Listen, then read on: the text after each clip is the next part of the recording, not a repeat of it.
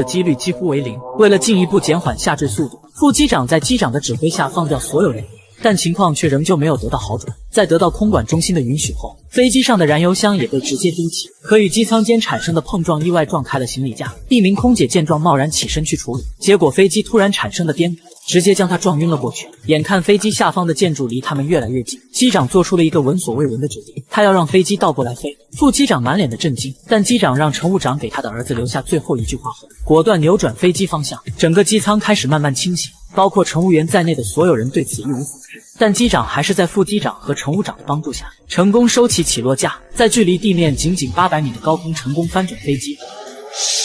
被撞晕的乘务员掉落到飞机的天花板上，一个小男孩也因为安全带松动掉出座位。空姐见状果断离开座位，拼尽全力要将男孩送回到座位上，否则之后任何一次颠簸，男孩都将可能失去生命。虽然飞机翻转方